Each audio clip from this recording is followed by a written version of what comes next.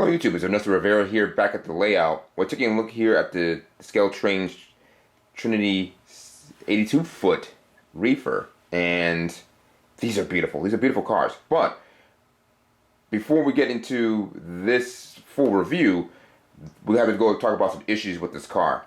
What I've noticed is that these cars do not roll very well. You can see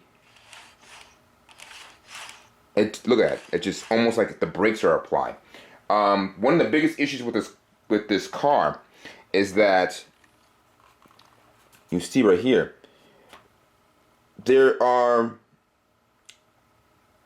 connections here for the track pickup for the sound, and you know there's like it's very tough for the camera to pick up, but there's little tabs inside here, inside the wheels, and these do have roller bearing caps, but the way the wheels sit on the truck, it just doesn't allow it to spin freely. And so the issue with that is when you're trying to pull a train around, this is a 24-inch radius curve. It's not really that sharp. It is recommended for 24 radius. It can turn on 22, but you know, for the sake of this video, we're turning on 24 radius. What happens is if you're running more, I would say more than 6 cars. Right now I have 12 cars on this track, and I have 12 on the other, all 24.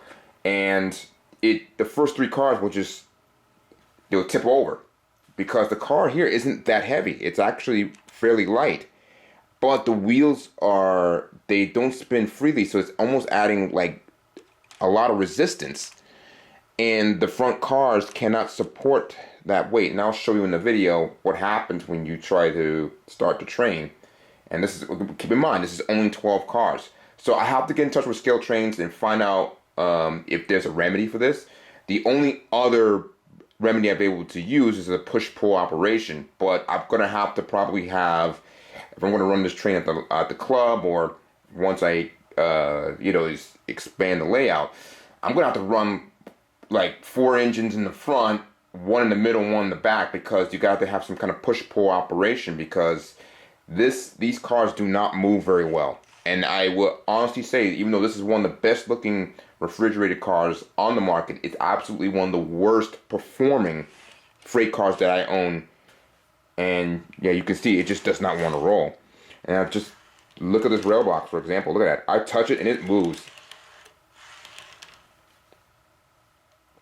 That's what a freight car should roll like. This does not roll at all. And all 24 of them have came out, and they run really, they sound good, and they look good. There's no detail parts were broken, nothing. All the quality control was excellent.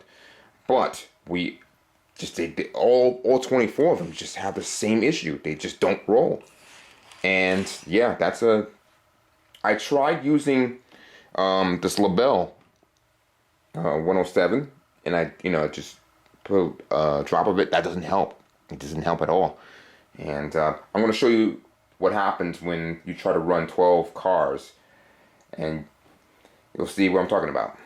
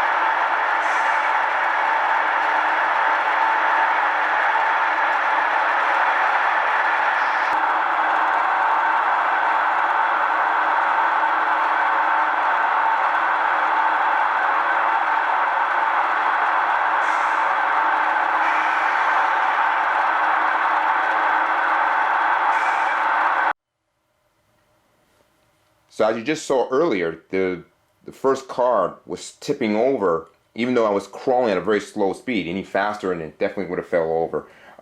You know, these things do happen, very rarely, but they do happen. Sometimes you get a new model and some tooling issues, and that's why, you know, in the future run, hopefully they'll solve this.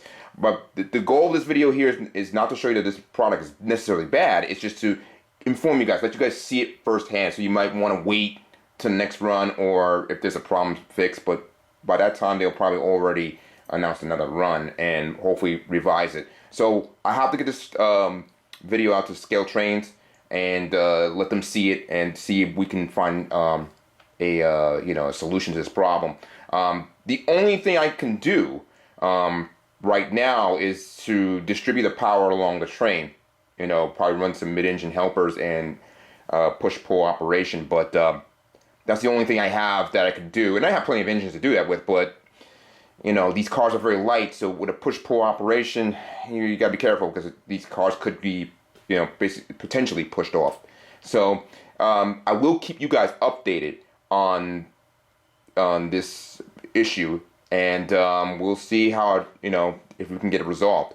And so, again, I hope this video, you know, again, helps, and, you know, we're just trying to get the information out there and let people see, you know, potentially some issues. So these are very nice cars. Again, very expensive, but sometimes, you know, you get tooling issues that could lead to some problems, especially on 24-inch radius track, which is definitely, you know, not the tightest radius. And, you know, it's just the car's not staying on the track, and you can clearly see that the car just does not want to move. And it feels like the brakes are constantly applied on all the cars. So, again, we're going to see if we can get this resolved, and we'll keep you updated. So I'm going to bring it to the club. We'll do some videos there, and we'll see how it performs on, because the club has like a 32 radius turns there. So very wide. We'll see how that performs, and we'll test it out.